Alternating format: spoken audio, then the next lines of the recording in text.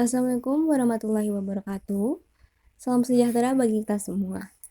Di sini kami kelompok 6 yang beranggotakan Nova Dwi Ardiansyah, Firdaus Sulinah, dan Eli Putri akan membahas tentang etika dan kesehatan kerja.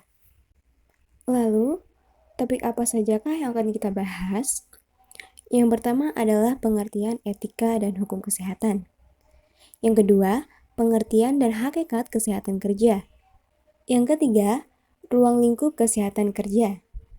Yang keempat, tujuan keselamatan dan kesehatan kerja. Yang kelima, peran keselamatan dan kesehatan kerja. Yang keenam, dasar hukum kesehatan kerja. Dan yang terakhir adalah kasus dalam masyarakat. Yang pertama adalah pengertian etika dan hukum kesehatan. Nah, teman-teman, kata etika ini berasal dari kata etos dan bisa juga dari kata taeta. Nah, etos ini adalah bentuk tunggal yang artinya tempat tinggal, padang rumput, kandang, kebiasaan atau adat, akhlak, watak, perasaan, sikap, dan cara berpikir. Lalu untuk bentuk jamaknya adalah taeta, yang artinya adalah kebiasaan. Jadi dapat disimpulkan bahwa etika itu dapat berarti sebagai refleksi kritis terhadap berbagai ajaran dan sudut pandang moral. Nah, kenapa sudut pandang moral? Ini dikatakan sebagai sudut pandang moral ini dikarenakan berkaitan dengan adat istiadat, norma, dan nilai yang menjadi pedoman suatu kelompok atau seseorang untuk mengatur perilaku. Nah, lalu apa sih itu hukum kesehatan? Jadi, hukum kesehatan menurut Undang-Undang Nomor 23 Tahun 92 yang mengatur tentang kesehatan, hukum kesehatan diartikan sebagai ketentuan hukum yang berhubungan langsung dengan pelayanan kesehatan. Nah, pengertian tersebut dapat disimpulkan bahwa hal itu menyangkut tentang hak dan kewajiban seseorang untuk menerima pelayanan kesehatan, maupun dari penyelenggaraan pelayanan segala aspeknya, organisasinya, sarana, standar pelayanan medik, dan lain-lain. Nah, selanjutnya adalah pengertian kesehatan kerja.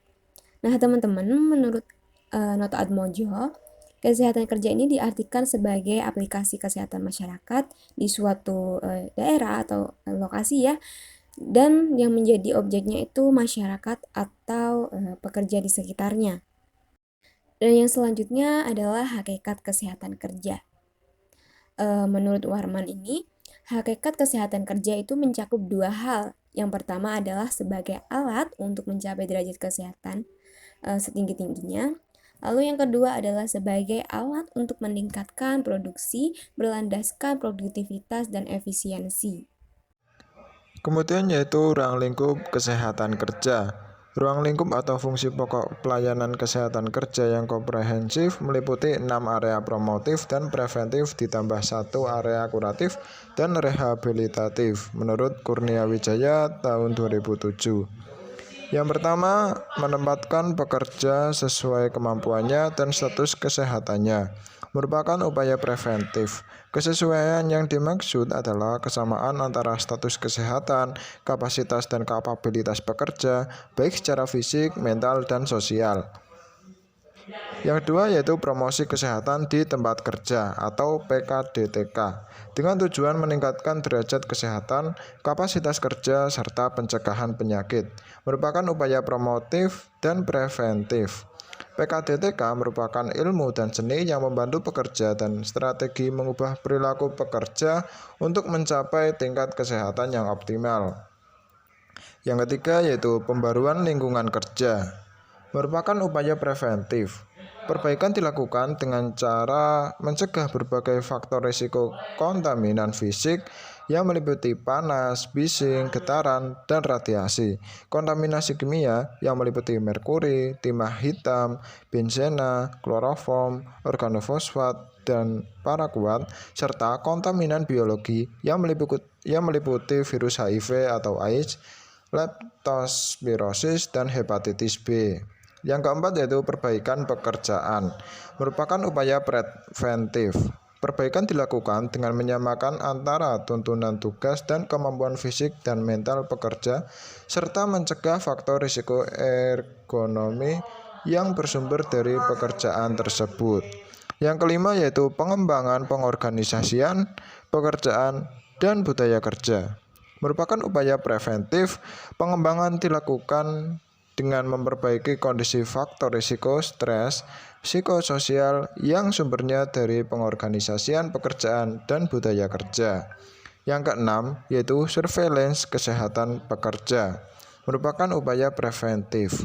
Surveillance kesehatan kerja meliputi kegiatan yang pertama, menghimpun data faktor risiko kesehatan, data kesehatan dari hasil pemeriksaan kesehatan sebelum kerja, berkala, dan khusus serta data kunjungan pengobatan atau perawatan dan kemangkiran pekerja.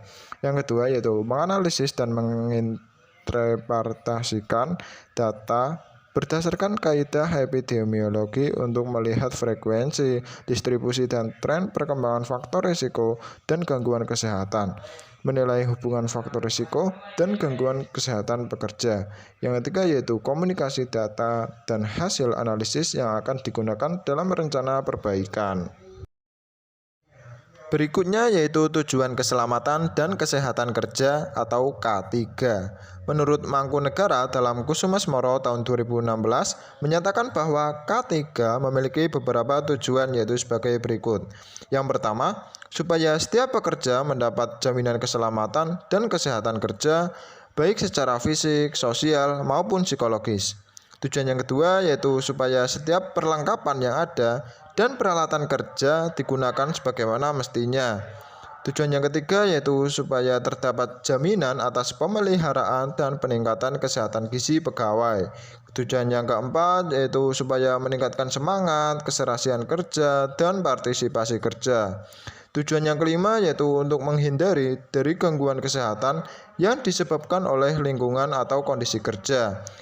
Ruang lingkup yang keenam yaitu surveillance kesehatan pekerja. Merupakan suatu upaya preventif. Surveillance kesehatan kerja meliputi 3 kegiatan. Kegiatan yang pertama yaitu menghimpun data faktor risiko kesehatan, data kesehatan dari hasil pemeriksaan kesehatan sebelum kerja, berkala dan khusus serta data kunjungan pengobatan atau perawatan dan kemangkiran pekerja. Kegiatan yang kedua yaitu menganalisis dan menginterpretasikan data berdasarkan kaidah epidemiologi untuk melihat frekuensi, distribusi, dan tren perkembangan faktor risiko dan gangguan kesehatan, menilai hubungan faktor risiko dan gangguan kesehatan pekerja.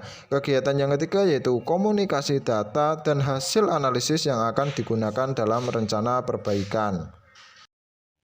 Yang selanjutnya adalah peran keselamatan dan kesehatan kerja. Pelaksanaan keselamatan dan kesehatan kerja adalah salah satu bentuk upaya untuk menciptakan tempat kerja yang aman, sehat, bebas dari pencemaran lingkungan, sehingga dapat mengurangi atau bebas dari kecelakaan kerja dan penyakit akibat kerja yang pada akhirnya dapat meningkatkan efisiensi dan produktivitas kerja. Lalu, peran kesehatan dan keselamatan kerja yang pertama adalah hak tenaga kerja mendapatkan perlindungan keselamatannya. Jadi, setiap karyawan atau tenaga kerja berhak mendapat perlindungan atas keselamatannya dalam melakukan kegiatan atau pekerjaan untuk kesejahteraan hidup dan meningkatkan produksi serta produktivitas perusahaan pada khususnya, juga produktivitas nasional secara umum. Yang kedua, jaminan keselamatan tenaga kerja. Jadi, setiap individu yang berada di tempat kerja perlu terjamin keselamatannya.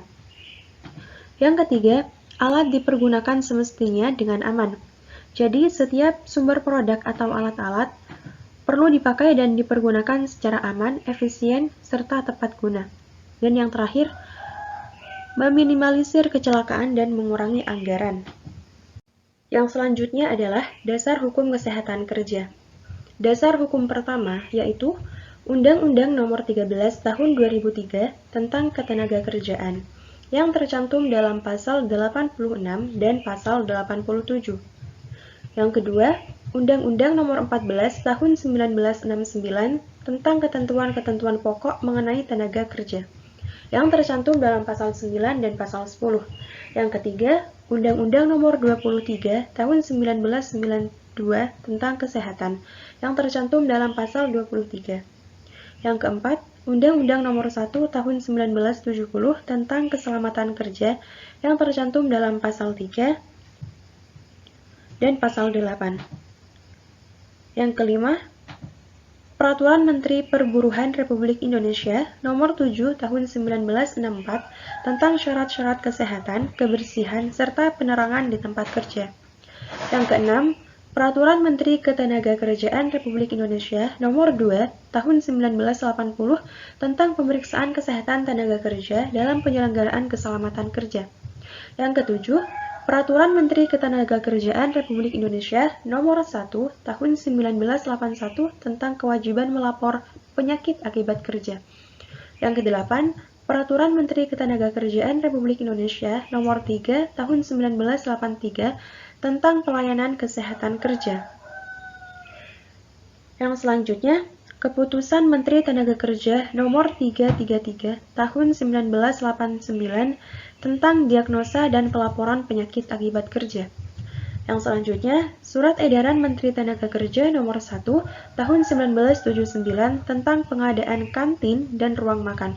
Dan yang terakhir, Surat Edaran Dirjen Binawas tentang perusahaan catering yang mengelola makanan bagi tenaga kerja.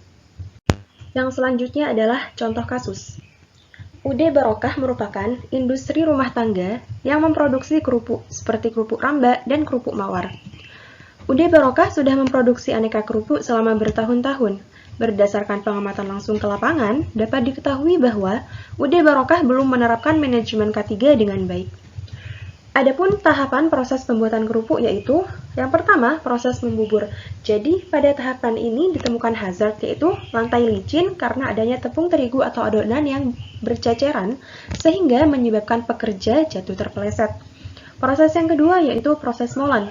Jadi, pada tahap ini, pekerja mengangkat adonan itu secara manual sehingga menyebabkan resiko cedera. Proses yang ketiga yaitu proses pencetakan. Jadi, pada tahap ini, pekerja pengambil kerupuk itu bekerja dengan posisi berdiri dalam jangka waktu lama, sehingga bisa menyebabkan keluhan muskuloskeletal. Proses yang keempat yaitu proses lengsengan. Jadi pada tahap ini, kondisi lingkungan fisik berada pada temperatur udara yang panas, sehingga menyebabkan ketidaknyamanan dan mudah lelah. Proses yang kelima yaitu proses oven kering. Pada tahap ini, sikap pekerja menggunakan kekuatan otot tangan sehingga bisa menyebabkan keluhan muskuloskeletal. Proses yang keenam yaitu proses penjemuran. Jadi pada proses penjemuran ini dilakukan di bawah terik matahari langsung dan pekerja tidak memakai APD sehingga bisa menyebabkan kulit terpapar radiasi matahari. Dan proses yang terakhir yaitu proses penggorengan. Sikap pekerja tidak menggunakan APD sehingga berisiko untuk terkena tumbuhan minyak goreng. Yang selanjutnya adalah contoh kasus. UD Barokah merupakan industri rumah tangga yang memproduksi kerupuk seperti kerupuk ramba dan kerupuk mawar. UD Barokah sudah memproduksi aneka kerupuk selama bertahun-tahun. Berdasarkan pengamatan langsung ke lapangan, dapat diketahui bahwa UD Barokah belum menerapkan manajemen K3 dengan baik. Adapun tahapan proses pembuatan kerupuk yaitu, yang pertama, proses membubur. Jadi, pada tahapan ini ditemukan hazard yaitu lantai licin karena adanya tepung terigu atau adonan yang berceceran sehingga menyebabkan pekerja jatuh terpeleset. Proses yang kedua yaitu proses molen. Jadi, pada tahap ini, pekerja mengangkat adonan itu secara manual sehingga menyebabkan resiko cedera. Proses yang ketiga yaitu proses pencetakan. Jadi, pada tahap ini, pekerja pengambil kerupuk itu bekerja dengan posisi berdiri dalam jangka waktu lama, sehingga bisa menyebabkan keluhan muskuloskeletal. Proses yang keempat yaitu proses lengsengan. Jadi pada tahap ini, kondisi lingkungan fisik berada pada temperatur udara yang panas, sehingga menyebabkan ketidaknyamanan dan mudah lelah. Proses yang kelima yaitu proses oven kering. Pada tahap ini, sikap pekerja menggunakan kekuatan otot tangan sehingga bisa menyebabkan keluhan muskuloskeletal. Proses yang keenam yaitu proses penjemuran. Jadi pada proses penjemuran ini dilakukan di bawah terik matahari langsung dan pekerja tidak memakai APD sehingga bisa menyebabkan kulit terpapar radiasi matahari. Dan proses yang terakhir yaitu proses penggorengan. Sikap pekerja tidak menggunakan APD sehingga berisiko untuk terkena tumbuhan minyak goreng. Baik, cukup sekian presentasi dari kelompok kami. Kurang lebihnya mohon maaf. Wassalamualaikum warahmatullahi wabarakatuh.